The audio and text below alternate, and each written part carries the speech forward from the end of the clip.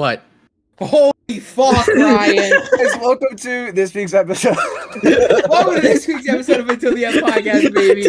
What's going on, guys? As you can tell, Ryan is in rare fucking form already tonight. And there's one for me. There's one of the fucking. I think we should just stop blurring them. I think we should just stop blurring them. We can't deny that anymore. I agree. We can't. I'm sorry. Let's just say fuck. That's part of this now. It is. Fuck it. Ryan, that does not. Ryan, that does not mean. Oh, but when I say fuck on last week's podcast, I get my ass ripped open like a fucking New York hooker. God forbid.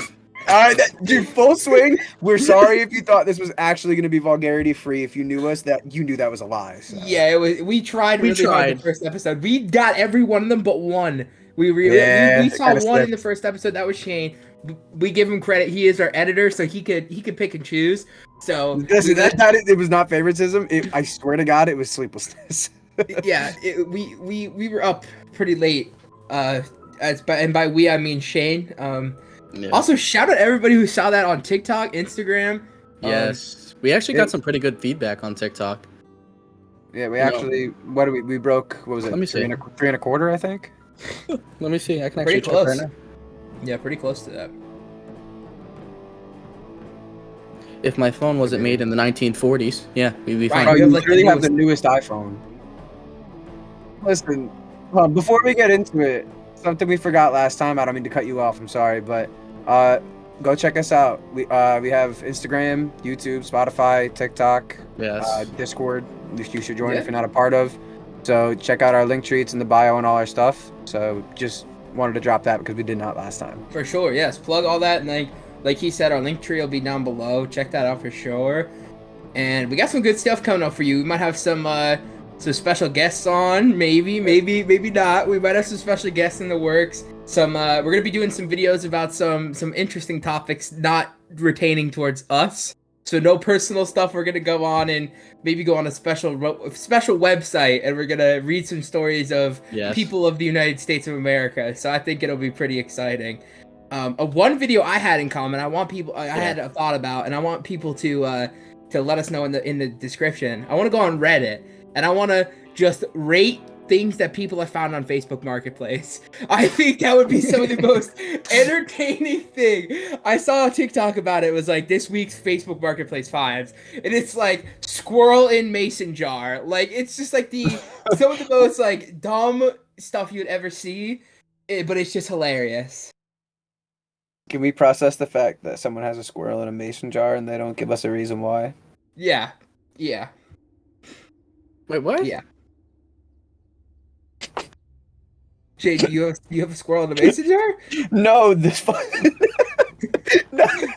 raised your hand like you're the guy that posted it on Marketplace. No, I raised my hand because you're just completely blew past the fact that it's in a mason jar. I don't ask questions. I don't ask questions about that. I sure. That's all I know is sure, man. Yeah, all right. Let people be into what they want to be into, guys. Update. I am working on the pizzas. Yes. Anybody knows this? Update on the pizzas. Ryan I showed them earlier. I am working on the pizza counter.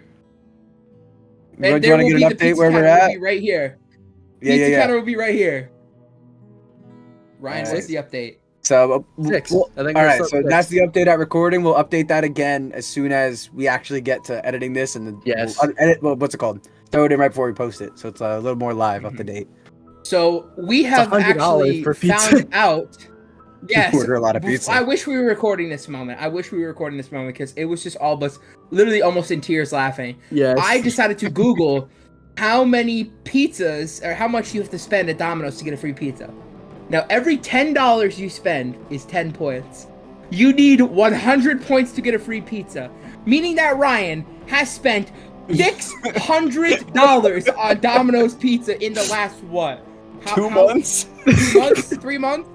And I'm still under 150 pounds. Let's go. Yeah, Ryan has somehow maintained a, slightly overweight high school girl frame. Me after eating worth of Domino's pizza in a 60-day span. So that means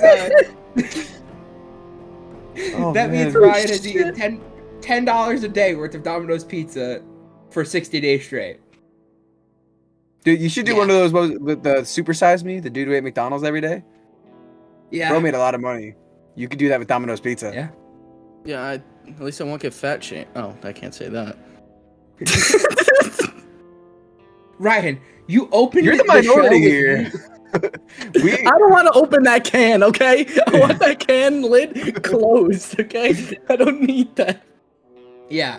Ryan, I love how you're worried about saying the word fat shamed, yet you opened the show talking about getting ripped open like a New York hooker. Let's not forget that was Ryan's first line of the show. So I don't think the word fat shaming is going to be anything close to I got ripped open like a New York hooker. Or even last week when we were talking about the food and he was like, yeah, I was sitting on the bowl butterball naked, and I was listening to it this morning and I forgot he said that. Face is like a tomato. Because I was working on a deck all week. Wait. Hold on a second. Oh. Might be important. Yes, very important information. All right, I'll let him know. Everybody welcome George to the podcast, baby. George the Duck. George the Duck. Today I was at Home Goods and I was walking around with my mom, of course. Shout out to my mom. You know, we went for a little shopping trip and I saw this duck. It was on the clearance rack for $9.99. He was the only duck there. I had to get him. I had to buy him. My mom's like, "What are you gonna do with this duck?" I go, "No clue." But we got a nice little stand for George. George will now be in every podcast. Welcome George to the podcast, everybody. George has one thing to say. Can I explain the phone call? In a moment. George has one thing to say. You better like the damn video right now, or you're gonna wake up and there's gonna be 150 ducks sitting on your car outside of your house. You want to fight 150 They're all gonna shit ducks? on it at the same time. That white car? They all ate at Dan's, bro. They all ate at Dan's. They all at Dan's. Dan's eating. Yeah, they're Dan's. Don't even worry about that. They went to Dan's and then they hit the Taco Bell on the way. On the way to your house, they went to Dan's and Taco Bell and they're holding it. They're holding it. The duck cheeks are clenched. They're outside of your house. Yo, I heard they mixed up the Altoids in the can with like extra strength laxative. Oh boy, y'all better like the video or else George he's gonna be outside your house on your car. That's all I'm saying. All I'm saying. Coming straight from him. But Ryan, you could go ahead and explain the phone call I called you today. I called Ryan today. He was at work. Shane thought the same thing when we were explaining it to him afterwards, like when we just got on call and everything. And I get a call. I'm driving home from work, right? I worked on a deck all day. I'm out in the sun. I'm like, okay, whatever. I get a phone call from Derek. I'm like, okay, I guess I'll answer because I know he's gonna say some stupid shit right now. And he calls in and goes, I got a duck. I'm like, what the? Because every time we have good conversations outside of right after work, there's always some dumbass conversation that we have while I'm at work. It's always either Ryan's driving home or I'm at work and I'm sitting there doing nothing. And I'm like, Ryan, what are you doing? I'll be like, yeah, I'm on the trampoline in my backyard trying to remember to do a front flip. I'm like, right. This is going to end one of two ways. Ryan's going to end up in a wheelchair or he actually could do a front flip. And surprisingly, he did the front flip. I was very surprised. I am quite athletic on a trampoline, I do have to say. He just doesn't have the lungs for it. No. All right, but yeah, so I called Ryan. Real quick. I call Ryan, and I say, Ryan, I'm shopping right now. He's like, all right, cool. I bought a duck for $9.99. He's like, a duck? I'm like, yes, a duck. And he goes, you bought a live duck for $9.99. I thought this man bought a whole duck and just to be fair, I thought you meant the same thing before you showed it to me. You know, just for the content, I might have to go buy a duck just because. Like, imagine you watching the video and there's just an actual duck where George is right now, and it's a live duck, and he's just chilling.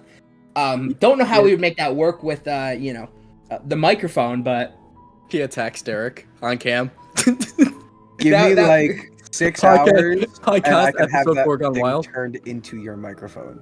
You could have this turned into my microphone, Joe. I could. I told Ryan I will gut your cut the bottom podcast off. and I will put it in the duck.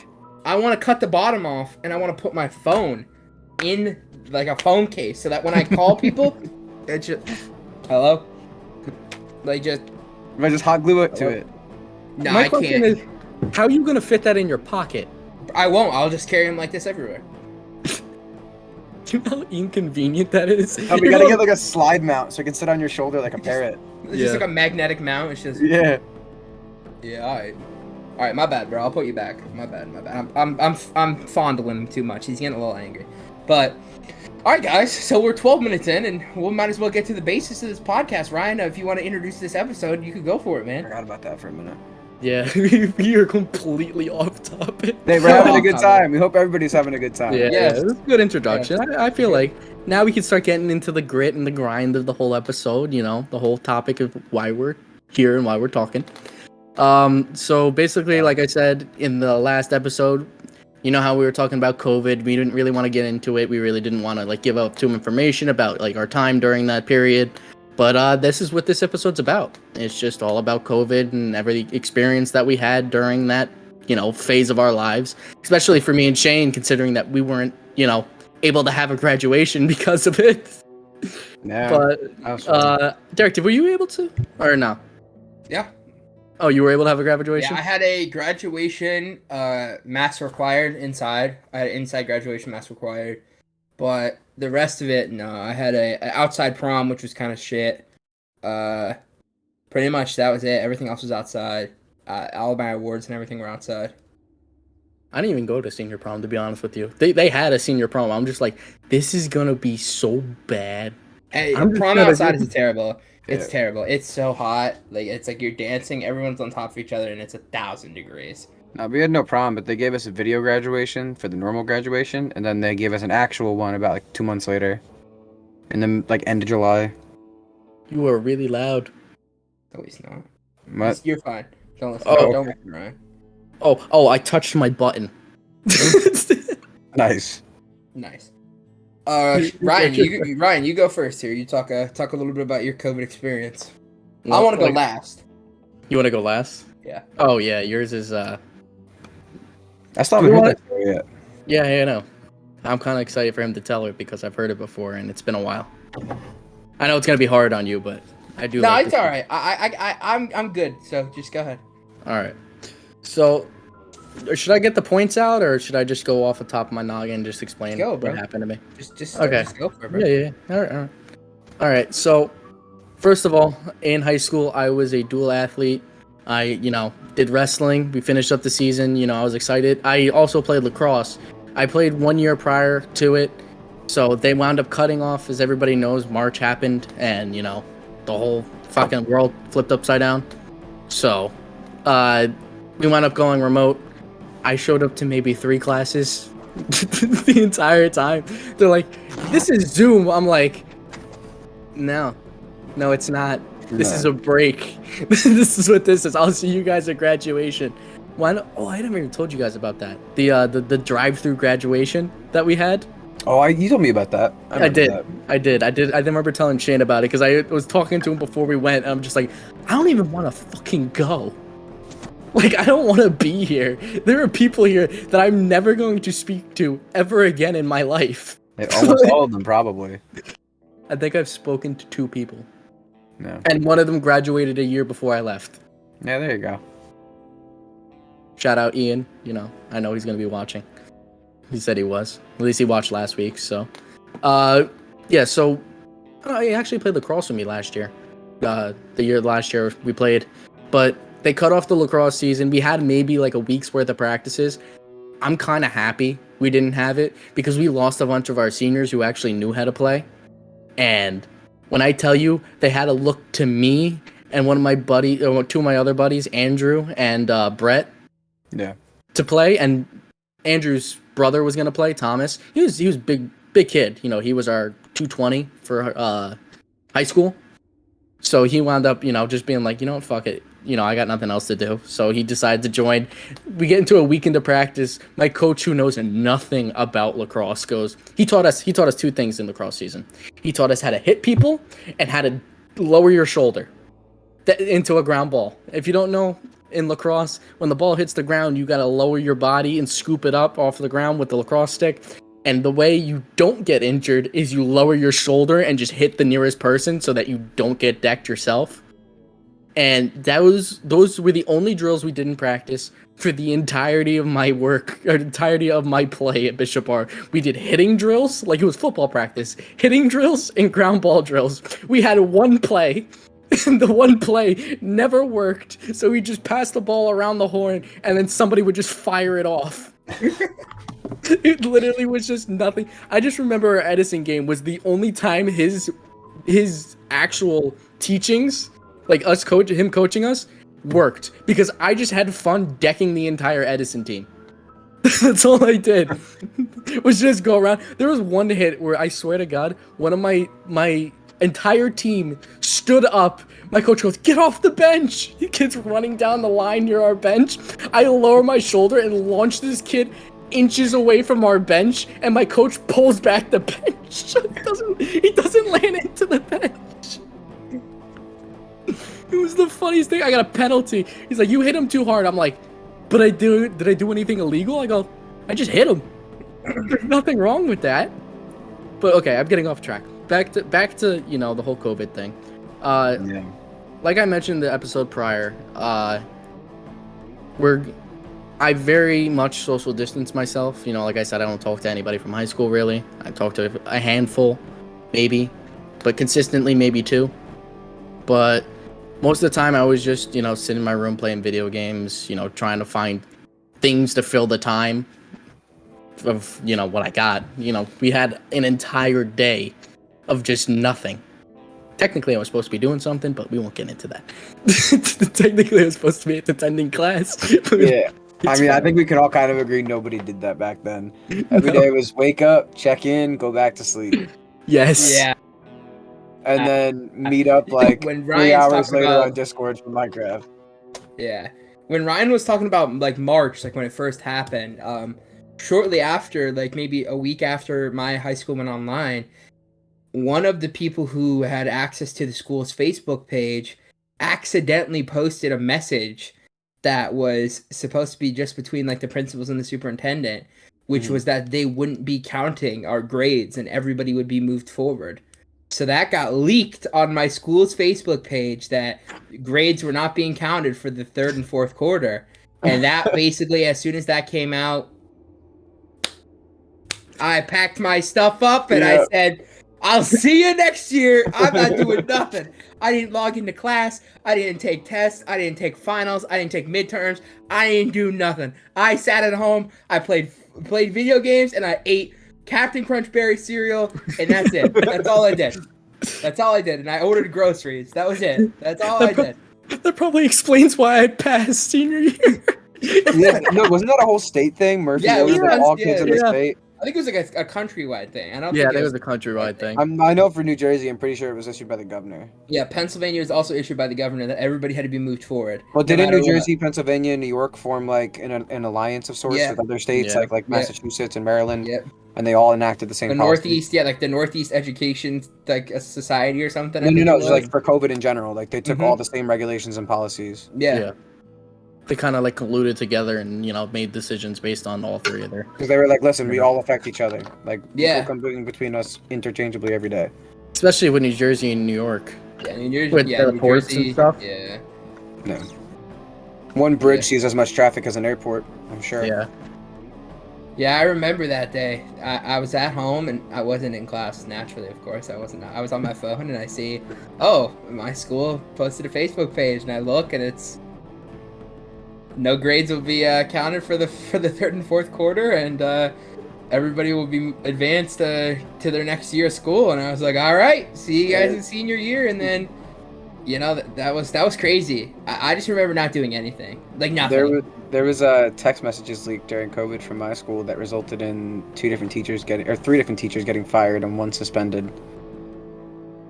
Different text message, I'm assuming. And it ended up on, I believe it was British news stations? The BBC? I don't know if it was that big. I doubt it, but... Well, you know what they say about the BBC, man. It was probably, like, local stations. Did you say you know a British news station? Like, yeah, British, like as in overseas. Was your teachers British? No, a bunch of teachers had a group chat on iMessage with one of the substitutes, I think it was. I'm not sure. I was right after I graduated, so I got the story secondhand. But essentially, from what I understood, they were texting about, talking shit about one of the gym teachers who led a homosexual lifestyle and said some really fucked up things. We don't condone harassment of the homosexuals, but implied. But essentially, the substitute or whatever that was part of that group was watching a class on Zoom, and so she had her desktop shared so that they could see the assignment. She didn't realize that instead of having the app shared, she had the whole screen shared. The text so she pulled out iMessages to respond in this group chat and starts scrolling through it. And there's an entire class of 30 kids with their phones like this. The next thing you know, 3 teachers were fired and 1 was suspended. See, this is why you use Snapchat. It just goes away. That's not true whatsoever. See, I don't think Snapchat should be the defense for corporate. What I don't even call that bullying. What was that? Just like harassment at that point? Harassment, yeah. Corporate harassment. I don't think bullying is the term. I'm just saying, like, if you're trying to be sneaky, easy as Title IX, I guess you could say. It's pretty much Title IX. If you're trying to be sneaky, use Snapchat. It goes away. It doesn't go away though. I hope you know, like, the police could like pull a Snapchat file up. And but like at least you're not gonna pull it in front of your students. Well, she pulled it out to answer. She typed more shit talking live. That's crazy. That's crazy. I'm talking some heinous shit. I'll show you guys after the show. I'm not putting it on the live. Is it like bad? I feel bad for laughing now. It's bad. It's definitely bad. Oh, I feel bad for laughing. Like, let me put it this way. It's not like heinous in the sense of like it's a horrible, ungodly thing to say about somebody. But it's heinous in the sense that, holy shit, they really showed this in front of live children talking about their coworker. That's how you get pretty easy to get fired there. Yeah. I know it's a little off topic, but I figured it made sense. It was during the pandemic. It happened because of Zoom, Yeah. Shane, so what do we talk about your high school? What was yours like? Because Ryan went to a private school, right? Was your school private? I went to private Catholic school. I went to mass twice. All right, so Shane, you went to a public school? You went to mass every day. We just won't talk about what you did. I technically was in mass. Shane, my wrestling coach had me in mass. Yeah. Shane, did you go to a public school? I did. Yeah. All right, so what was yours like? What was your experience like in high school? Just in general or during COVID? During COVID. What was your COVID experience like in public school? Basically, actually, it starts, funny enough, with this half-wit. Me and him, our families were in the Poconos. We had a surprise Pocono trip. Yes. So we decided to go out. We got away. And about a week before we were leaving, we find out, hey, there's going to be a 2-week session off of school starting on whatever the day was, the 4th or some shit, like March 4th. And we're like, oh, cool. So we stay an extra day. So we leave after school. We go to the Poconos. We stayed the weekend. And we got home, and there was just no school. We were like, oh, sweet. We had 2 weeks off. We were doing our thing. And about 3 days in, all of a sudden, everybody started to get a little nervous. And then we were not allowed out for like 4 months. So during that time, the way my school handled things... Yeah. During that time, the way my school handled things was... I think I kind of spoke about it a little bit earlier. You would wake up by whatever it was, 8:30, I think it was 8 o'clock, and you'd have to go on to your first period class, and there would be an attendance thing. It's like a Google form you'd have to fill out with your name, the time you got in, whatever. And so I would wake up, do that, and then I would go back to sleep. And then every hour was like a class. So you're supposed to like watch the thing that they send you or do the quick assignment or whatever it is. So I would go back to sleep. I would wake up. I would click attendance here, go back to sleep. Wake up, attendance here, go back to sleep. Because you didn't have to do the assignments or learnings till midnight. And then I would just sleep till 12, half-ass my work till like 1 or 2 o'clock, and then do whatever the fuck I wanted till like 6 a.m. I'm pretty sure we got work too. I couldn't be bothered to find it. Yeah. No, because our school, like the whole everybody passes thing was not something that, at least not something I knew. Not something that the people around me knew either. But wish we did. To be fair, I didn't know either. I just didn't care. Yeah, but we're not surprised about that one. Not at all. The fact that Ryan, that was the way Ryan graduated makes a lot of sense, to be honest with you. To be honest, makes a lot of sense. Yes. Yeah. Makes a lot of sense. And Like, I Walking haven't gotten down an that email drive-through line with a red gown and his mullet held high. Yes, I had a mullet. I remember bleached that. mullet. Was it blonde? No, not at the At time. one point. At one point. yeah. Yes. Yeah. We'll get to that Imagine one that day. with a blonde mullet. Yes. Yeah, he looked like a rat. But besides that, Bro was like a new Pokemon for a little bit there. so my experience was obviously a little bit different because these I guys. choose you. Sure. My experience is a little different because these guys are both a year older than me. So I didn't graduate after my COVID break, my 2-month COVID break.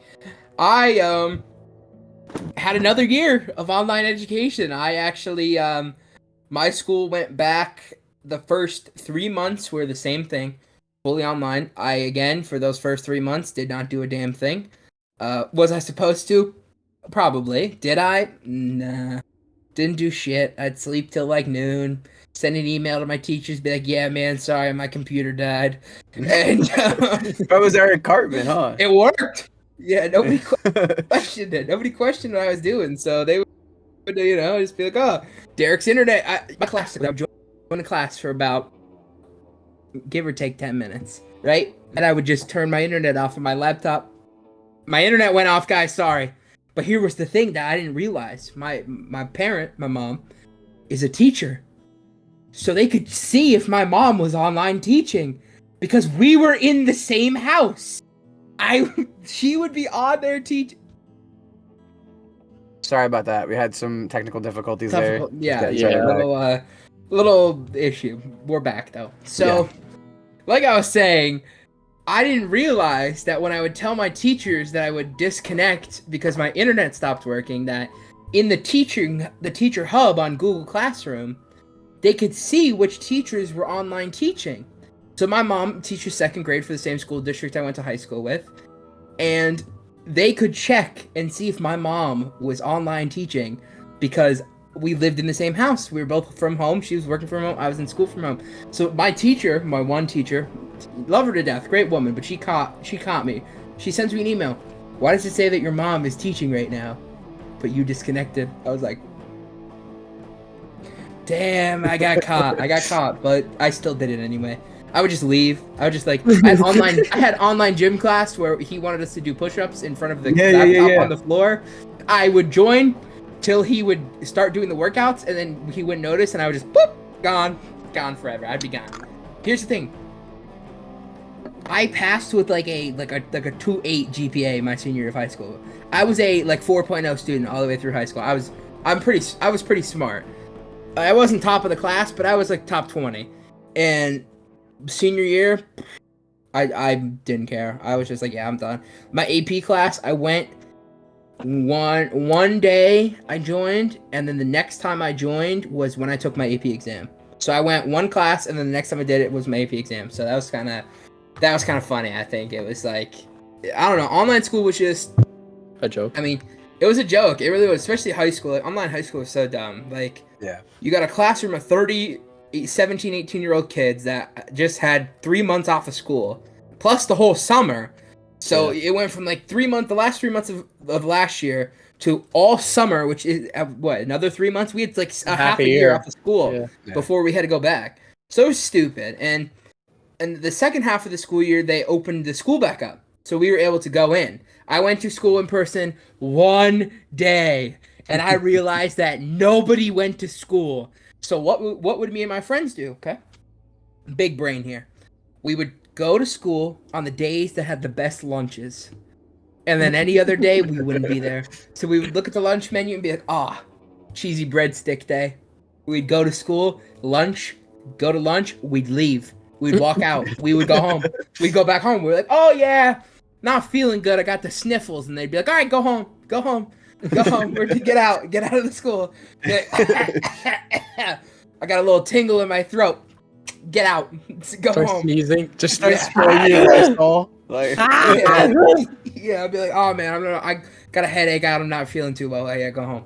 Get home. So I was in the same sense as Ryan. I was a 3-sport athlete in high school. I played football, I wrestled, and I played men's volleyball. I know y'all are gonna laugh at me when you hear the word men's volleyball come out of my mouth, but joke's on you. I was first team all conference. So get shit on, all of you. I was the best server in the Northeast region. I was a dominant server. I had the ball placement of a sniper. I was a god. So senior year of football, didn't play football. Just because like my family has a lot of health issues, my mom does, and like my grandparents came over often because we were all just really safe with everything. So my grandma would come over often. We were really safe. My mom and my dad actually both had a lot of health issues. So I didn't wrestle. I didn't play football because number one, we had to wrestle with a mask, and I was not doing that. There was no way. Plus, at that point, I had already secured my spot in the college roster. I had talked to the head coach, and I was like, hey, listen, I'm not going to be able to perform, especially wrestling 285. Like, I'm already out of breath enough, trying to pick up another 300-pound kid, try doing that with a mask on, and it ain't a good combination. And, I mean, I also broke my ankle the year before that, my junior year of high school. So, I was like, I'm going to fix my ankle, get healthy, and then I'll just wrestle in college. So, that was the end of my high school wrestling career. I didn't wrestle my senior year. I didn't play football. But then men's volleyball came, and I was like, you know what? We're gonna play men's volleyball. That was the year, senior year. I come out of not playing sports for 2 years in the worst physical shape, and you best believe I finished first team all conference in men's volleyball. I was on crack. That year. I don't know what happened. I guess it was just all those video games I was playing, man, because my accuracy was unmatched. Bro, you trained your eye-hand coordination for that. Like, that was the end goal. Playing CSGO and Fortnite in my room for, 4 months straight was just, it worked. There was one time, and I'm getting really off topic. There was one time I scored 9 points in a row in one game. 9 service points in a row without letting them touch 21, the ball. Right? Yeah, to 21. You got 9 aces? 9 aces in a row. Yep. Sorry, I know terminology with volleyball. Yeah, 9 aces in a row. Yeah. We had volleyball madness in middle school, dude. That was the most competitive. Fuck every sport that my school had. That was the most competitive sport-based fucking anything in my school was volleyball madness. We had bands on, we had team jerseys, we had the eye black all over our faces. That would go crazy. The Catholic school would go crazy for some volleyball. No, it wasn't Catholic. This is when I was in public. Well, here's the joke about this. We still lost that game. I scored 9 points in a row. We still lost. Oh, we got swept. We got swept. 21 to 9. We did not score another point. I scored the 9 points, and that was it. It was over. Okay, he's good. Yeah, it was ridiculous, but so now this is where the podcast gets sad. This is where the podcast takes a turn for the deep dark. And I'm gonna take the reins here for a little bit and talk. Because I hope there's somewhere. Story every time. I know it's a sad story. It is. I hope there's someone out there that went through a similar situation to me and could relate. And hopefully this helps you. Well, I don't hope, but I know there's people. Let me rephrase that. This is going to be horrible. It's going to be depressing. I don't like this. Yes. And I really hope somebody else is going through it too. Yes. I know that let me rephrase. I hope I can help somebody that is going through a similar situation that I'm about to explain. There you go. Leave it at that. I know there's people out there that have gone through this situation over the last, however many years of COVID there was, 2-3 years. I know there's people out there who went through this. I've seen it online, tons of times. I know people personally who have went through this. So,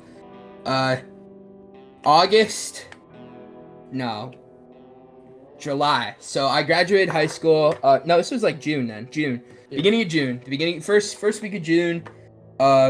My dad's family had a little party, and my mom didn't let me go because nobody at the party was vaccinated. Not that I'm a big, go get vaccinated guy, but just for the sake of my mom who has diabetes and had a heart attack, it wasn't a good idea for me to go. It wasn't a smart decision. I didn't go. And very quickly, I found out that 5 people in my family had contracted COVID. One of them being my dad, and then both of my grandparents with my dad's parents, and then my uncle, my stepmom's brother-in-law, and then one of my aunts. All 5 of them contracted COVID. Within 2 weeks, my dad was placed in a medical-induced coma and was given a 1% chance to live. And crazy story. My dad has been battling health issues pretty much his whole life. And I have said goodbye to my dad on 3 different occasions. 3 different times I was told he was going to die, and all 3 times he did it. So I thought this was a very similar situation. My uncle, who is a doctor at the University of Pennsylvania Hospital in Philly, really wanted my dad to get down there. There had to be a way to get him down there. Sadly, my dad could not be flown to Philadelphia from up here in PA, in the northeast region of Pennsylvania. So my dad did it. He beat the 1%. He came home for, I want to say 5 days. Now, in the time my dad was in a coma, he was in a coma for 33 days. In that time period, both my grandparents died. He had no clue. No clue. I feel so bad telling this story on the internet because this is like I know this podcast episode is about the pandemic and how it affected us, and this is obviously an important part of my life. And the people out there, I want to feel a personal connection to us. So this is why this story, and I'm sure there'll be multiple times where both of you guys are sharing, sad, depressing stories as well. But so there was a newspaper article written about my dad. He beat the 1%, got out of the coma, and then came home for 4 days, 4 or 5 days, and then my dad shot a blood clot to his brain, and he died. He died. So that was 3. The next day, my uncle passes away. The exact next day. Not a joke. 24 hours later. And that was probably the worst part of my life. And then a week from that day, I had to leave. I had to go to start training camp for wrestling the next week. I had to go up to college where I met Ryan. Had to go up there a week after everything went on, and it was a struggle. I know there's a lot of people out there that struggle with loss and struggle with people dying, and something I want to say is you just gotta remember the good. Don't remember them being sick. Don't remember the hospital visits. Don't remember the moment. Remember everything that was good, all the good stuff, because that's the stuff that keeps you going. It sucks, not having one of your parents sucks. It's hard, but you start doing things not for yourself. In that demise is what I've the social media presence I've grown, the friends I've made, the strives to get in better health I've done over the last couple months. You stop caring about the such little things in life because the little things don't matter whatsoever. They don't matter whatsoever. And I know, Ryan, you just lost somebody last week. You just lost a family member last week, and I know, it's tough. I'm sure, Shane, you've lost people in your life. Loss is something that comes with growing up. And I think when you're a little kid, you don't really realize that. You don't realize that all these people in your life, as you get older, they also get older, which is a terrible part of life. Yes. Let me tell you, probably the worst part about life is you build so many relationships with people, but so many of those relationships are going to end before you, which is crazy. It's crazy in my mind to think, like, your grandparents, your parents, this is all something that you physically have to realize getting older, that in most cases, you are going to outlive your grandparents, you are going to outlive your parents, and you're going to most likely outlive all your aunts and uncles. You will be the one burying them. They very rarely are the ones burying you. And it's crazy, because when you're a little kid, that happens. It is. It's and that's probably, and I sound probably like such a dark, like, asshole right now, But in all reality, it's something that is very factual. Yes. That unless some kind of existential crisis happens in your life, you will most likely bury everybody that you love. You will be alone with your siblings, which in some cases your siblings are, in my case, I have brothers that are 20 years older than me. So in all reality, when I'm, 65, they're going to be 85. And let's be honest, most people don't live that long anymore. It's not like back in the day where people lived to 93, 95, 103. Like those old people, they are different. Yes. This generation of people we're going to live to be like 80 if we're lucky. 85. So I'm thinking more like 35 for me, but settle down, right? Relax. I can't go through that. If I peak at like 40, I'm good. I got half of what I wanted. No, do not say Okay, that. but I do have to say, if I make it to 80 and I forget how to, because I hate to cut you off here, but no, my nana, right? You said that's the person I lost in the past week. Love her to death, but seeing her in that state, she had Alzheimer's and dementia, so hit on both ends. And seeing her in that state, because I remember like when I was a kid, my nonna used to like make pasta for me. We used to sit with my nonna who passed the year before, who we thought, it's the running joke in our family right now, right? We thought Nona was going to outlive Nona because he said he was always going to. And then Nona would say, oh, no, I'm going to outlive you 100%. And we're like, okay, I think we're going to go with Nona on this because he was tougher, But he was very much a danger to like other people and the people around him. So we had to put him up in a home, which, not the best place. But like you get to a point where if they're going to endangerment to themselves and their endangerment to the people around them, you can't have them in a place that they're familiar with. You have to put them in a new setting so that they can reacclimate and feel like, because they're like kids. They literally are like kids. It's the worst part, but it's the worst thing to say. But they are like children because their brain regresses. It's a horrible disease. I've lost 4 grandparents now to that. Technically, my nana aren't my grandparents, but it's kind of like how. I guess I could explain this too. Me and Shane aren't biological cousins, right? So, but our parents not grew up together, but like they lived in the same house, right? They're close enough to consider each other family. Yes. And basically it was the same way with my Uncle Mikey and my dad. I call him my Uncle Mikey because he's basically my dad's brother. And he has lost his brother before both of his parents, which was really hard because that's my godfather. This is his chain that I'm wearing, that I wear every day. But I lost him when I was like 8 or 9. And that was really hard, because I used to love my Uncle Vito. We used to do, like, when I used to go there, he was like, hey, what's up, bud? What do you want to do? We used to go out, and because my nonna had a garden, we used to pick the tomatoes, everything. My nonna would help, having all these memories, like you said, thinking about the good times and not about the times where, the dementia's winning or the Alzheimer's is winning. It's just not a thing you need to remember. You need to remember them when they're in their good state, when you had a connection with them, not when the connection was severed. Yeah. And I'm not even going to lie to you. I think dementia, Alzheimer's is probably the worst way to lose somebody. Now, I have a close friend of mine who's going through that right now with his grandparents, and it's just so sad because it's like his grandfather is trying so hard to be there and to take care of his grandmother, but it's like he's already lost his wife. He's become a caregiver. He's no longer a husband. He's no longer the father of her children. He has become a caregiver. He is, the relationship is good. The relationship has been gone for a while now. And the worst part is, I hate to cut you off, but no. The worst part. 45 seconds. Yeah, I hate cutting people off. I really do. But like I have like little tidbits because obviously you have your direct relation to certain things, and I have my direct relation to certain things. Because I lost both of my mom's parents to it too.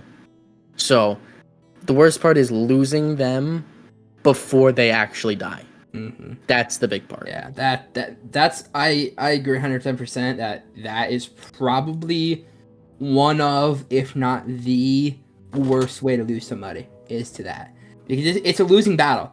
And it still to this day blows my mind that there has not been some kind of scientific discovery that they found that this could help with this and this medicine could help with that. It's like, you know, at the end of the day, we think about these big drug companies and stuff, like, they still have not found a cure for cancer.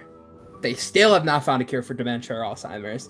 It's like, we're so focused on the stuff that is like mass killing people immediately, but not the actual diseases that are killing hundreds of thousands of people every year.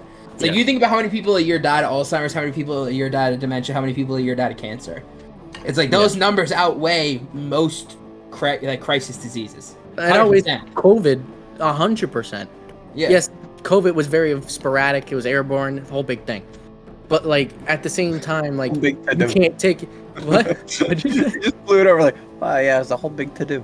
Well, there's a vaccine. There's no vaccine for dementia. Yeah, There's exactly. no vaccine for Alzheimer's. Yeah.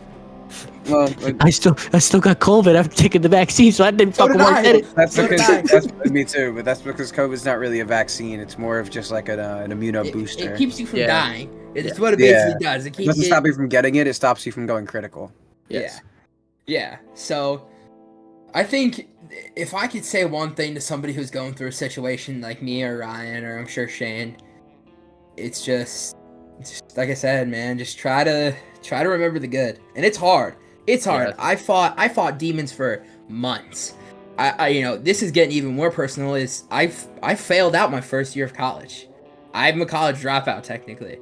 I went to East Stroudsburg with Ryan, and I drank my pain away. I would drink alone. I'd drink with friends. I would just drink. That's what I did. I'm not proud of it, but it's what happened, and you know, it's a reality. On the topper of everything. Capri Sun. We're past that point. Done with We're that. past that point. All right. You know, the topper of all of that is I get to school and I break my ankle. Wrestling's gone. My outlet of my aggression, my sadness, anything I ever went through in life since I was a little kid was wrestling. That's got everything out of my mind. yeah. I'm sure Ryan, you could relate to that. There's no better feeling that when you were struggling, you get in that wrestling room and you beat the hell out of somebody. Yeah, you had full permission to just completely unleash of whatever. I mean, obviously there's some rules and regulations, but for the most part, it's a fight. Yeah, you're literally brawling with somebody. Yeah, and it's like when that got taken away from me, that was it. That was it, and I'm sure Ryan can attest. I mean, how many times a week would you see me sober at that house? Not very often. Not very often was I sober, and it was a struggle. You know, it was a struggle, and it took a lot for me to admit that I had a problem. You know, I tell everybody at one point I was a borderline alcoholic. When you start drinking alone, that's how you know. That's how you know that it's bad. Is when you're alone at night and you get lost in your own thoughts. And no, I'll just drink. I'll drink and it'll go away. And you know, that was something I struggled with, and I would, if I could tell my past self, it would be, do not turn to that. Don't turn to that. As hard as it is, as hard as everything's going through, and you know, there was part of me where there's a whole story where I would have never met Ryan, because there was a part of me that my mom and my stepdad sat me down right before I had to leave, and they're like, is this what you want to do? Are you mentally stable enough to get out of the house a week after everything happened and live on your own? And of course, you know, me being like, oh, I'm going to lose my opportunity to wrestle in college, you know, something that, you know, my dad would never want. And that was what was going through my mind. Was my dad would never want me to give up this thing I've worked my whole life for. Yeah. You know, I worked my whole, you know, since I was a child to get to this point of wrestling college. And I was like, nah, I'm good. I have to go. I have to go for him. And it turned out being probably the best and worst experience. You know, if it wasn't for guys like Ryan and Max, you know, and I think I probably texted you guys this before, which is like, I will tell these guys, Shane, you're included. I'll tell Max, Zach, Brian, Serge, AJ, Nick, my old roommate. I'll tell them anytime is that they saved my life, 100%. There's a high possibility that if I was alone, if I was alone most of that time when I was at college and didn't have good friends, I probably wouldn't be sitting here right now recording these videos with you guys. It's reality. It is, and it's a terrible thing to say, but it's reality. I was in such a part of my life where, like, if one more bad thing happened to me, I probably wouldn't be here. I wouldn't, because it was. There's such a mental, like, warfare that goes on in your head when you lose a parent, and this is only to be for those people out there. I mean, it is completely different to losing an aunt and uncle, losing a grandparent. You know, the closest thing I would think of that is probably losing a sibling, someone who I was gonna say nobody can really relate to it besides the people have gone through it.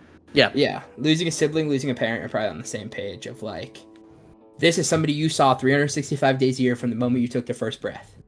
This is somebody who, you know, did everything for you, provided for you, you know, yada, yada, yada. And it's like, not only did this happen to me once, this happened to me three separate times. I said goodbye to my dad 3 times. Where my brain, and it was crazy because I thought I was so tough. I cried probably twice the whole time after my dad died. I cried probably twice. The funeral, I didn't cry. I had mentally, in my mind, I thought I mentally prepared myself for when I was young. You know, going through that 3 different times, I thought I was solid. But I would cry when I was alone. Like when I would come home and I would be alone at night, going to bed, I'd put music on and I'd cry for hours. But my mom never saw me cry. My sister never saw me cry. My siblings never saw me cry. My stepmom, who married my dad 4 years before he passed away, she never saw me cry. Because I had to be tough. That's what I thought. But for all the men out there, and I think this is a big thing when it comes to men, is like, let it rip. Cry. Do not be scared to cry, because nobody expects you to be okay. Nobody expects you to not cry. Nobody expects you to be that, you know, to fill the role of your father. And I'm sure there's some people out there that have to do that have to go and provide for their family. But if you're in that position, take a fucking minute, man. Take a minute. Take a week. Take 2 weeks. And just cry. Be a pussy. I say that every time. If I could tell my friend going through the situation, actually crazy. I had a friend reach out to me whose dad was diagnosed with terminal cancer, and the doctors told there was nothing more that they could do. He is going to die. And I told him the one thing that I could tell you is be a pussy. Cry, yell, scream, be mad. Be upset that somebody that you care and love about, that you love and care about, is being taken away from you, because it is the worst possible thing you could go through. And for me, I had fights with everybody. I had fights with God. I had fights with myself. I had fights with my mom. I had fights with everybody that I loved, because everybody would ask me, are you okay? The words "are you okay" pissed me off more than anything, because people would Snapchat me or text me or Instagram message me, "Hey, how are you holding up? Are you okay?" Of course I'm not okay. But am I going to tell you I'm okay? Of course I'm going to say, "Oh yeah, I'm doing all right. My family's doing all right. Thanks for reaching out, but I'm all right." Like, because you don't want to look like a pussy. You don't want to reach out to those people and be like, "Oh, I'm fucking terrible. I am struggling to wake up in the morning. I am struggling to go to sleep at night." You don't say that, because guess what? You're a dude. Everyone expects you to just be fucking tough as nails, rock solid, because you're not a pussy. Take it on the chin and move on. Take it on the chin and move on. Be a pussy. If any of our viewers out there are going through a struggle, whether it's a grandparent, a sibling, a best friend, a significant other, a parent, anything, be a pussy. Cry, scream, yell, be mad at the fucking world, because you deserve to. You deserve to be mad. You deserve to be pissed off. You deserve to be angry, and I think that's the one thing that I didn't let myself to be angry. And I'll touch on this too. Is I have a tattoo of my dad right here, his last heartbeat right here with his name and the day of his death. Coming up on 2 years, actually. It'll be 2 years in like 2.5 weeks. But another tattoo I got about a week later was this. I got a big Jesus Christ tattoo. And for the longest time, I fought with God. I fought with God when my dad was in the coma and they told him, you know, he was going to die.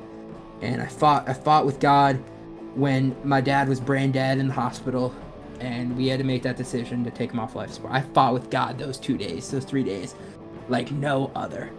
But this story is where I reclaimed my faith and I trusted God after this, because I was so mad. I'll never read the Bible again. I'll never step in a church again. I won't get married in a church. I hate God. I'm mad at God.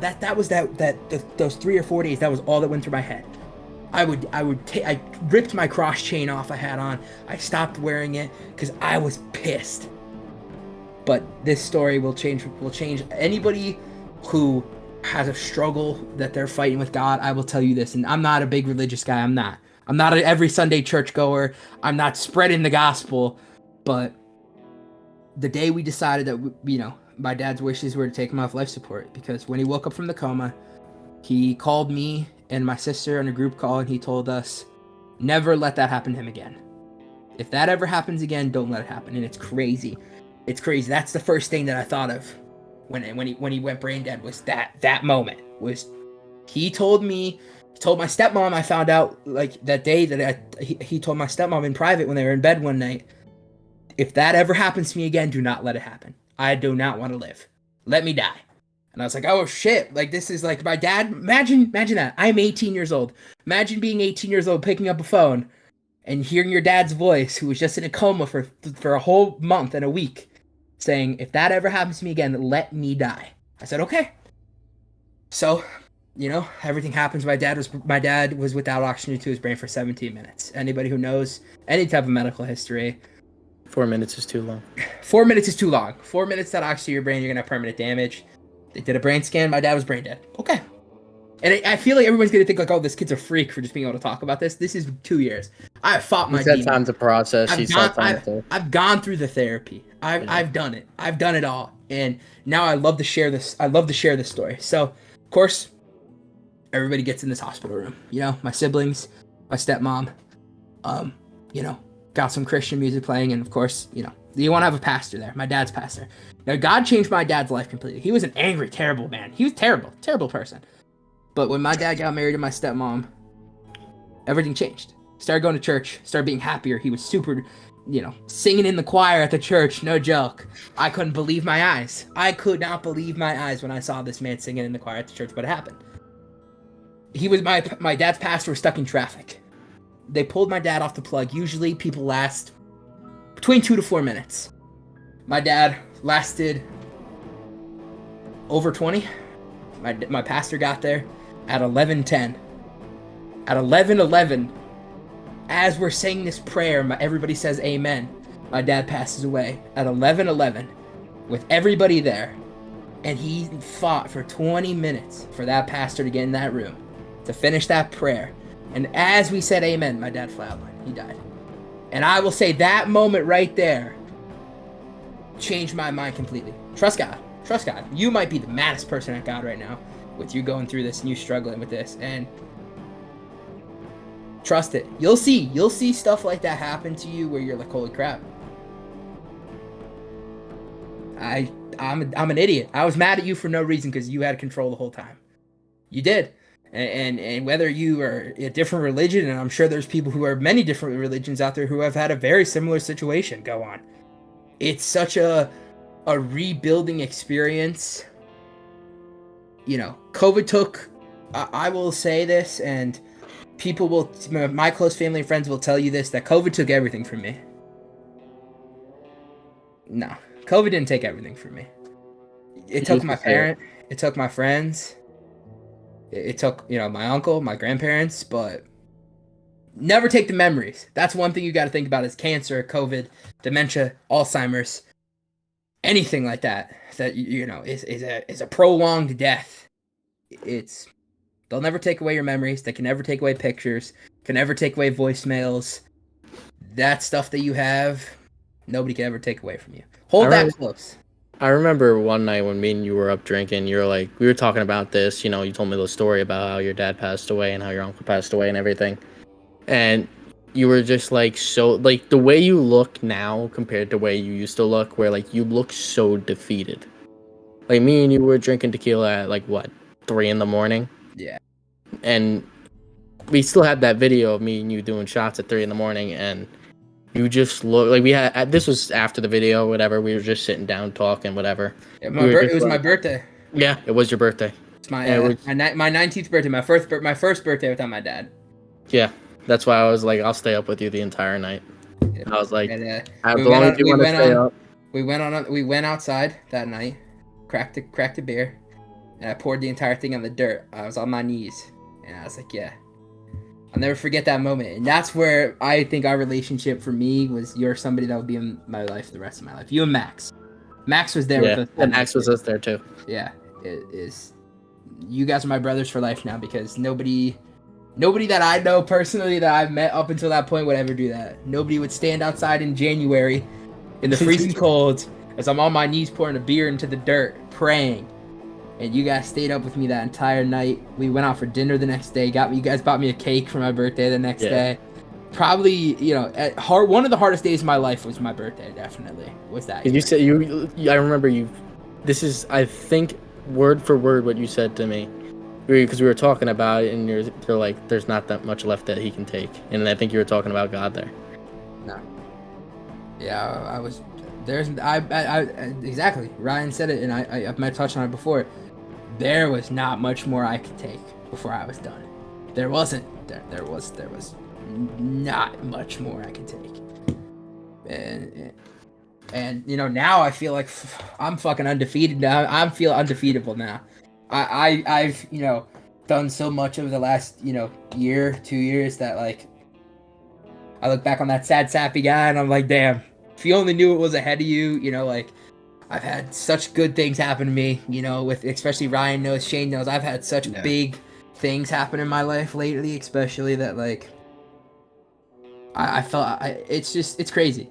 So to anybody out there that lost somebody you love, this is a moment right now where I want y'all to just take a moment of silence.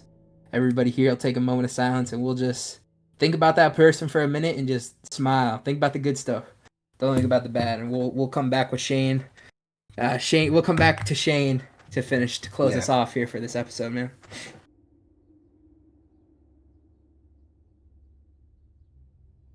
All right, boys, let's close her out. Well, you know, it's a segue in a way, but I was thinking about this when you were telling your story. When my grandfather passed back in 2020, he was in a 3 and some odd year long battle with an unnamed, or at least I was never given the name, kidney disease, I believe it was. Yeah. Or bladder disease, kidney disease, something like that.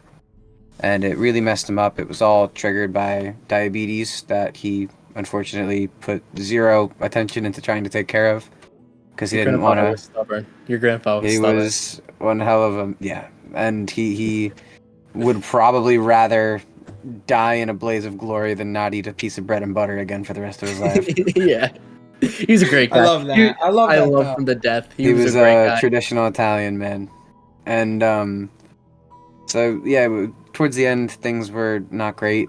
I know we talked about dementia and Alzheimer's. He didn't have those, but the things that happened to him, for example, the doctors called him a biological miracle because he survived things that the human body should not be able to withstand. For example, I don't know how much you guys know about sugar levels. I know Ryan took a little bit of medical-ish classes. That's to do with blood pressure, right? No, it's a blood sugar. Well, blood sugar affects your blood pressure. I'm talking about blood sugar. But I know. He had a blood sugar in, I believe it was the 1280s. For context, a normal blood sugar is anywhere between 60 and 100. Yeah, I was gonna say, coming from the child of 2 diabetics, you're pretty much dead at that point. At that point, the doctors said that his blood had essentially become acid to his brain, and it was eating away at it. And they said he will not wake up. And a few minutes later, he was asking what was on the menu for dinner that night. I love that. I love that. I remember hearing that story from your dad. Yeah. And he's like, the motherfucker just woke up and asked what was for dinner. Because I don't know what to say to that. Yeah, so when the time did eventually come that he couldn't make it any longer, it was a couple of trips, you know, to and from the hospital, to the nursing home, back to home, and eventually just couldn't do it anymore. He was on dialysis, and he had the little suitcase thing, because his bladder wasn't really working, and neither was his kidneys. And eventually he was in hospice, and one day my dad was told to bring my brother and I in, because my mom was going every day with her brother and my grandmother. And we walked in the room, we both said hi, and then he let out a sigh, and that was it. He was dead. And I'm going to touch on this because I never knew you actually went through something like that. Nah. In a weird way, is it not the most peaceful moment? It is, because in a weird way, it's like, you know that they're still in there. Yeah, in a weird way for me, and how I like to explain it to people is it's like it's almost In a weird way, it's like the fight is over. In a weird way, it's like Ryan seeing a ghost. Yeah, bro, we're talking about this. Ryan seeing spirits over there. My lights just flickered. Hey. Pop. You there? No, but man, in a weird way, it's like that. Like minute or two after, they pass away, it is the most peaceful moment you've ever been a part of. I have to say, and on that note, I didn't cry either when he passed, No? but it was for a very different reason. I don't think it was a psychological battle with myself. I think it was just exactly that. It was peace. It was this battle's been going on for so long, and the man that would, show up every Christmas with a trash bag full of toys and each year's Hess truck, and the guy who took me to the dollar store and McDonald's as a kid every day and gave me like $10, and I was like the happiest, richest kid in the world running around the toy aisles at like 6 years old. It's like he wasn't there anymore. He had been gone for a long time at that point, and in the moment of him waiting for us to finally let go, it was like one final send-off. It was just, Peaceful. I'm still here. Mm-hmm. Yeah, and anybody who's gone through, I think, that moment, it's like, especially if this was a battle, like, obviously, like you said, your grandfather was fighting for months, and my dad was fighting for 3 years, I believe. 3 years. Yeah. Like, that's a crazy long fight. That's like, you got to think about it that way. Is it's 3 extra Christmases you got with him, 3 extra birthdays you got with him. Absolutely. It was a gift. Yeah, and that's how it becomes. And I will say that is something as well. It's like, to anybody out there whose parents are suffering with any type of disease or family members whatsoever, it's every extra like month or week or even day you get is a gift. Because it's like tomorrow is never promised, and that's to anybody, sick or healthy. Technically, your next day is not your next day is not promised. Like to all of us, even like any of us could get in our cars and get in an accident and die tomorrow. Yeah, and nobody. I actually. Oh, you want to say something? Before you go, I was just gonna say, let's be a little cautious. We are coming up on time. Yeah, I just want to wrap this up. One last story. Absolutely, go for it. Because I can't, like I said, I can't. At least myself, I cannot relate to being there when people pass away. I feel like I couldn't handle that, like mentally. Obviously, I've never been through the situation, like you guys said, it's a very peaceful moment. I don't like watching people pass away. In my head, think about yourself too. Yes, but remember freshman year, Shane, when my papa passed away? I do. I was at the funeral. I was at your house. New Year's, literally on New Year's. Yeah. My grandma's birthday, I think it was, or the day after my grandma's birthday. Because my grandma was born on January 1st, right? She goes into triple bypass the day before her birthday. Yeah. She needed to take veins from her leg. If anybody doesn't know what triple bypass is, there's 4 ventricles that go into your heart. She needs to get 3 of them replaced from the legs in her vein. The veins in her leg. And basically, we didn't know if she was going to make it or not. She wasn't in critical condition or anything. We were just obviously worried about her because, at 70 years old and getting triple bypass, that's never good. No. It's never to be expected. And, the surgery went well. Surgery went perfectly. She relapsed a little bit, but it was fine. My dad went up, made sure she was okay. And literally not even 12 hours later, my grandpa had a heart attack, was admitted into the hospital. He survived the first one, thankfully. Didn't last too long, about another 12 hours later, he wound up having a heart attack. They started working on him. My dad was fortunate enough to be, down the road from the hospital, because in the villages where my grandma lives now, they're very, very good. She lives in a 55 and over, they're always on call and everything, which I'm thankful for them in every way, shape, and form, keeping him alive as long as they did. And my dad got to the hospital and saw him, the defibrillators, saw him being just hit over and over and over again. He'd come back for a second, then drop again. Come back for a second, and then drop again. And my dad said it was one of the scariest moments of his life, and one of the most heart-wrenching moments of his life was when he had to say, enough. Yeah. It's just enough. Yeah, I mean, that's probably the worst part of my whole situation too. Is like it's 18-year-old kid. My sister is 24. It's like 18 years old and an 18-year-old and a 24-year-old having to make that decision for their parent is like, holy shit. Yeah. And I'm sure your dad went through the same thing. Like, no matter how old you are, nobody wants to make that decision. Like, I couldn't make the decision. I wouldn't be able to make the decision, especially for as close as I was to my pop-up. Like, Shane knows, like, yeah, I was very, very close to my pop-up. And I found out, because I fell asleep, I was still, 13, 14 years old. I fell asleep on my friend Kylie's couch, right? I've known her since I've been 3 years old. Shane knows Kylie, we grew up together. She took care of me when I was a kid, still takes care of me to this day. But, I woke up on her couch, and my mom calls me with tears in her, or wakes me up with tears in her eyes and goes, Pop-Up just had another heart attack. I don't think he's gonna make it. They don't think he's gonna make it.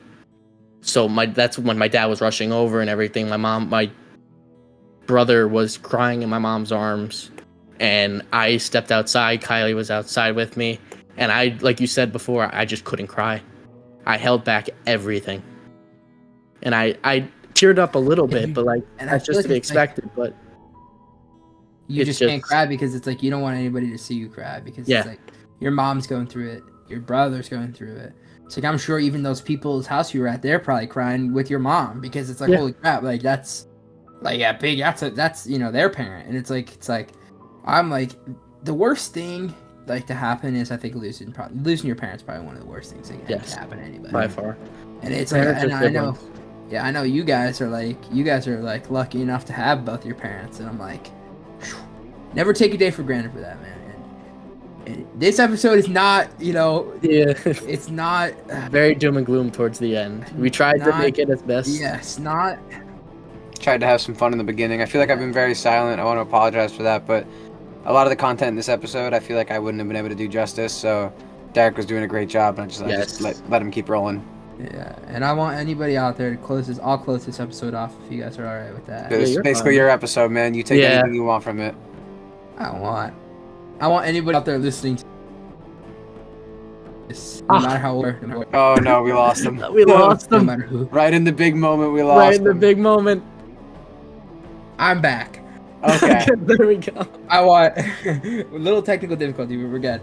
I want anybody out there, no matter how young you are, how old you are, reach out, DM us, Discord message, TikTok DM, any time that you feel like you are, in the words of me, described by Ryan, if you are ever going through that moment where you feel like you can't take much more, reach out to us, reach out to somebody you love, somebody you trust.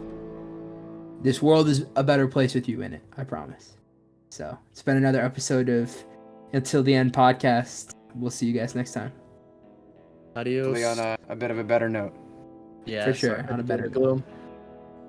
All right, guys. We'll see you later. Yeah. One last time, just drop a quick look on all the links because we forget to say that a lot. We got to push that more.